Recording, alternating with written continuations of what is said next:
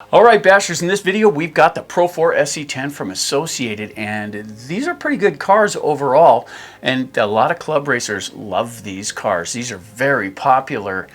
When we got this one out of the box, it had a couple of failings. We blew a shock right away, and it was before we even got heavy into the bashing. It blew right away. The whole bottom end of it came loose, and we swapped it out for some big bore shocks. We're bashers here, so that's what we go for. And the tires, every one of all four tires came unglued on the outside because the glue job was awful. It was one of the worst glue jobs I'd ever seen, and that cost it heavily in our rating system. However, we got a request that we swap out the tires, and perhaps we'd like it better, and thank you for the comment.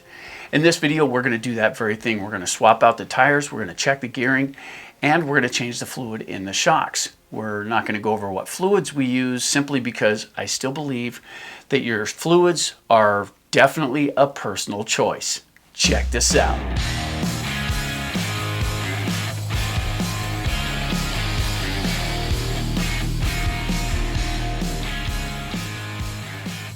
So as far as the tires go, I went into the hobby store and I talked to them in there about what would be some of the best traction tires to get for it. And they pointed me to these. These are the Badlands, and these are supposed to fit it, so we're going to fit these on it. Now, there's a problem with the Badlands as far as that goes, and it's not a major deal breaker, but they are definitely heavier than the stock ones, and the car is initially geared to handle the weight of the stock tires. The more weight you have, the more inertia. It requires more amperage to draw that inertia, and you'll get more heating because of the amp draw. So gearing it down will be mandatory to make sure you don't overheat. We do bash here, so our definite point of view here is to be able to get it and get it and get it and not overheat the car, which is the fun part for us. So we did get some gearing, and we got some pinions to lower the gearing some to try and maintain those temperatures the way we want them to.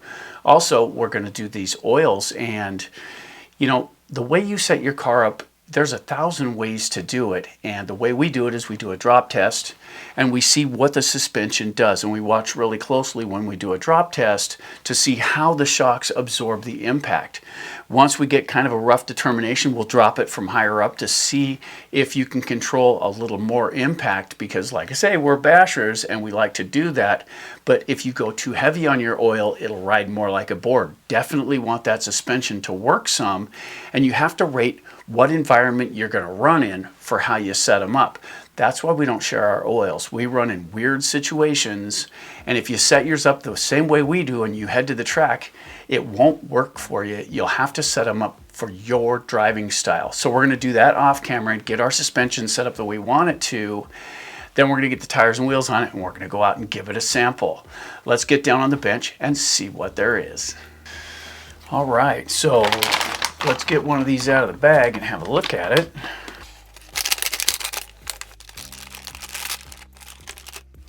And it's definitely got more aggressive tread to it. That looks pretty good. And it comes with a whole bunch of different adapters for the wheels. And I haven't used Proline that much, so I'm going to have to figure out which offset I'm going to want to get it to fit in the body the way it should. It's nice to have the different offsets. You can really hang the tires and wheels out with that. Different sizes for different vehicles. That's interesting. So you've got different offsets, and you have different sizes for 14 millimeter and 12, so you can get these to fit whichever car you want to put them on. All right, so let's get these off. Let's at least get one off. Figure out what size we're going to be using here. There we go.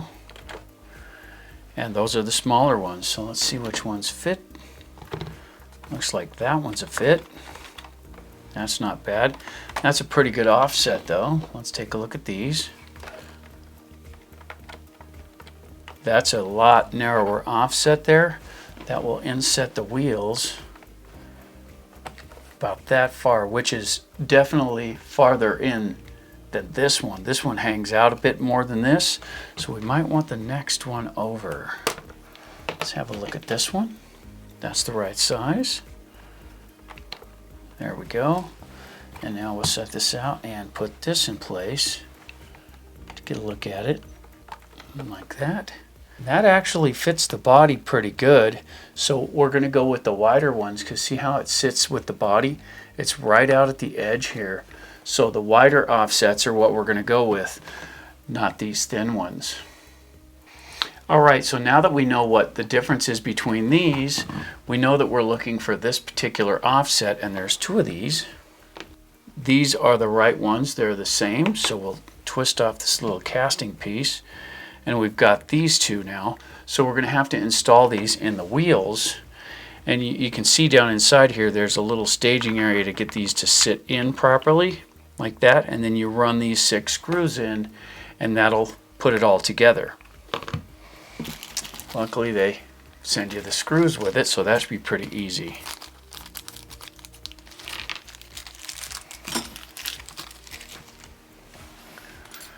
Let's see what size they are. Perfect. That should work. That looks like 2mm, so that should do the job. So let's get one in place. There we go, like that. And we'll just run this screw in to hold it in place. And as always, you want to do this slowly.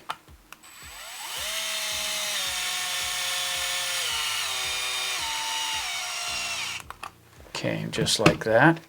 Nice and slow. You don't want to hurry these, because this plastic, it's easy to heat up, and when you run those screws in fast, it heats this up and then you can't hold anything together.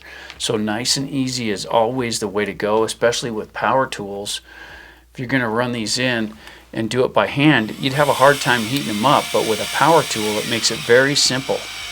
Once you get it down like so, always tighten by hand. Don't let the machine do the tightening, because you can over tighten so easy.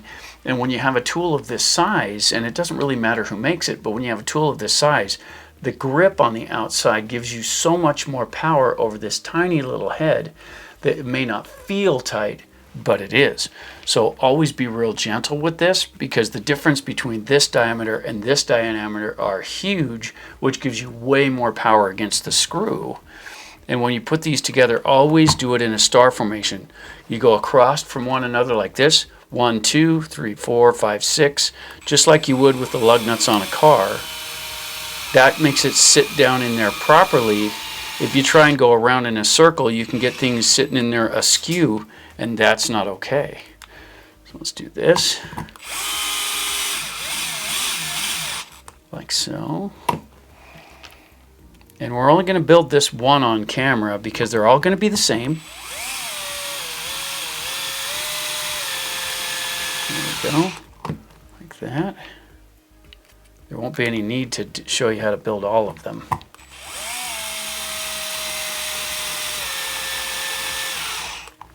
Okay, now for good measure, let's go ahead and check them by hand.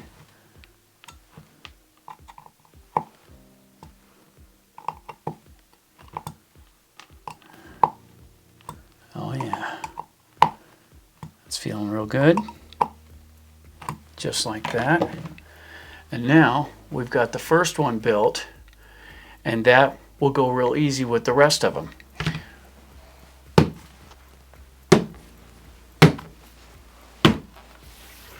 All right, so let's see what the tires that were on it weighed. So they weighed 14.1 ounces. Let's see what the Badlands weigh. 1 pound, 3.9 ounces. So that's a pretty significant difference between the two sets of tires. So gearing will definitely be an issue.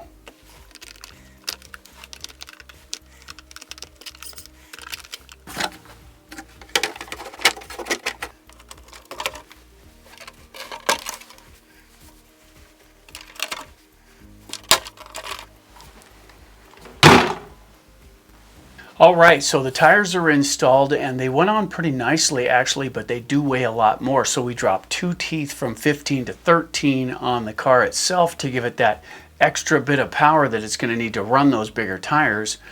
We did drop the oil in the shocks down a little bit to give it more cushion without bounce. The problem was when we first installed those shocks, we put some heavier fluid in there, and when it would hit, you would see it bounce.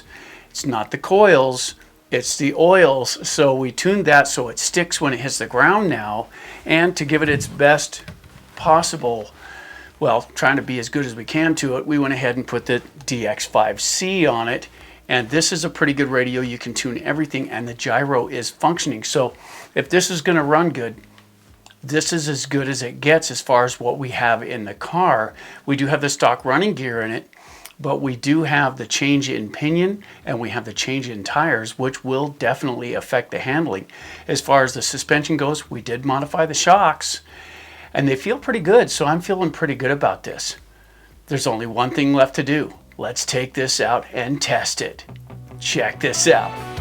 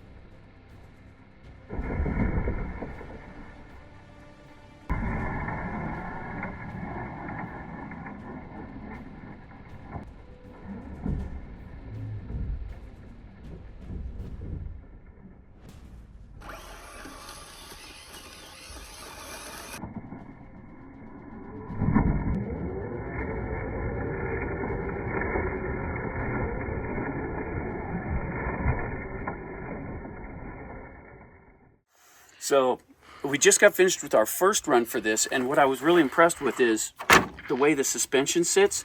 It really feels the ground good that way. I think the shock oil was a good choice for our conditions. I don't think it worked very well on a track that way. But as far as that goes, I think that worked really well. I love the way this thing sits. It crouches good. The control was good. How'd it look to you?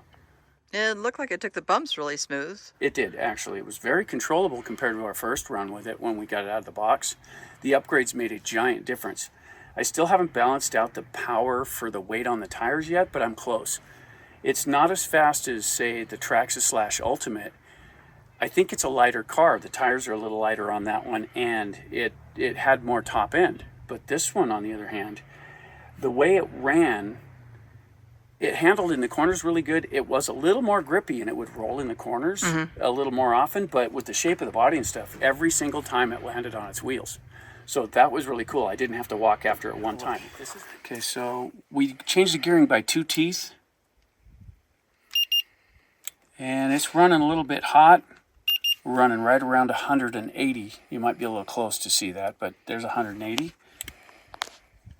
The speed control is only running at 104. And the battery's at 102, so these definitely draw more amps. Okay, so there's the running footage for the Pro4 SC10 from Associated, and the upgraded tires, they have a lot more gription to them. They are heavier, so they make it a bit more grounded, and in the bashing situation, I think they were a great upgrade. When you get really hard into a corner, they do tend to grip a little bit, and they can cause rollover, but with the shape of these trucks, 9 times out of 10 they land on their wheels anyway, so it's not a big deal. Not one time did I have to walk after it. It cartwheeled, tumbled, and whatever, but it always seemed to come back on its wheels, which was awesome. I was really kind of concerned about that when you take a look at the front end here, because if the wheels stick outside of the body, it can hang up when it's trying to roll back on its wheels, but these are offset just right to where it'll still roll past the tires and land on the wheels. So that works out really good as far as that goes. The gearing did seem to slow it down a little bit, so you do lose a little top end when you go to the heavier tires. But in a rough bashing situation, speed shouldn't be that big of a deal anyway. It's a matter of how you get through things, at least in the way we do it.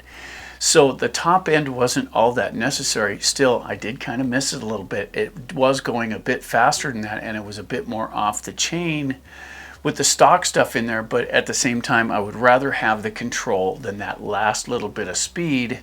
And you could gear things up, and you could change the motor and you can do anything you want with these.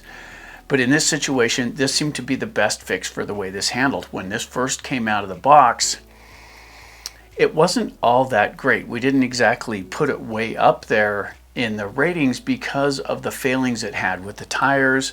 We had problems with the tires not being glued. We had problems with those plastic shock absorbers. They probably work really well, but we got one that was definitely defective, and it just stripped that bottom piece out, and there was no way to save it. Once it's stripped, it's done. So we had to replace those. We put some heavy bashing shocks on it, and you can get whatever kind of action you're looking for with whatever shocks you have if you know how to tune your oils and your springs. And we go over a lot of that in RC Shocks 101. So it's in the playlist. If you want to check that out, that may help in that one. We've done most of the things about shock absorbers, but not all, and there's still more coming. Still, as far as this goes, it was a market improvement. I guess we should probably get into our 4 questions since this is an upgrade video and we generally do that. Question 1, was it fun? This was a lot more fun than it was initially, simply because this has the upgraded radio system in it, which allows good control over everything. You can dial in anything you want with the DX5, and it's a really good radio. You have to have some patience setting it up, but it's in here and it worked really well. The gyro was on point, so that helped a lot. We did turn it on and off, and you could notice a slight difference with it on, but out in our conditions it wasn't that big of a deal. As far as the tires go, the tires made a pretty big difference in control. It went from pretty much uncontrollable and off the chain to something you could manage. And when you can put your RC where you want it, that increases your fun level. As far as that goes, as far as fun goes, since we did lose a little bit of the top end, and it's still not right there with some of the, well, some of the pricier ones, because this is pretty much a budget one. I mean, they're not all that expensive to get, and the upgrades aren't all that expensive. We're going to give this one 8 out of 10 for fun, because it was a market improvement over what we had before, but it still wasn't perfect. And question number 2, is it durable? Yes, it is durable. We broke nothing except one item. We did break one item while we were out there, and it's a small thing, and it can apply to any of them. The servo tape they used to hold the speed control in place finally failed, and it took it a while to do it, but it did fail. So that's really not something that you would work as far as manufacture goes, but it is something they put in the car in the first place, and a few tumbles, a few cartwheels, a couple of nose landings, and it popped right off the chassis. So we're going to cost it a point for that. For durability, we're going to give this one 9 out of 10. And question number 3, is it worth the money? Well, the upgrade wasn't too bad. We did get some shock oil. We did have to replace the shocks. Those weren't overly expensive, because you can get on eBay and find shocks like these that pretty much fit whatever RC. The companies out there make a lot of different models for these. Find the ones that fit your car. They're not super expensive, so they're kind of a budget shock, but they work really well. And the tires, they are a bit more expensive. But what you gain in handling, what you lose in speed, because you do have to manage that weight with the same motor unless you want to upgrade everything. For value, we're going to give this one 8 out of 10 for value, because it is worth the money to do it, but you lose a little as you gain a little. Is it cool to lose a little top end to gain control? Yes, it is worth it. So we're going to give it that score for value. Question number 4. What's the total points here at the channel now? Well, with the upgrades and what you gain and what you lose, this one comes in at a solid 25 out of 30, and that's not bad. It really isn't bad at all. The upgrades did cost a little over the top of the cost of the car, so that's where it sits. We're going to keep this one 25 of 30. So there you go. That's our tire recommendation for bashing with the Pro4 SC10. And I know this is a race car, guys. I know this is a race car, but we don't race anymore, and we still like all the equipment that's out there, so we bash. So if we do a rating on something like this, you know we're bashing it. That's just how it is. Is that fair to a race car? Don't care. I don't care if it's a race car. I don't care if it's a truck. I don't care if it's a crawler. We're going to run stuff the way we run it, because that's how we run things here, and you can take or leave that depending on your perspective. But if you're into bashing, this is what we do with these, and we rate them accordingly. It is what it is. Is it the end all be all of what the value of the vehicle is? Absolutely not. We only rate the one that's on the bench next to us here. We don't pay attention to what others are doing. We just pay attention to what ours does for us. It didn't break anything other than the servo tape. The tires worked really well. It was a good experience overall, and we're glad we have it here at the channel. If you haven't already, don't forget to bash that like button and help our content spread. We love doing this kind of stuff, and these little upgrades are always cool. So if you have anything you'd like to add to this video, please feel free to get down in the comments and help others along the way. For AJ Jam Studios, I'm AJ saying, keep bashing.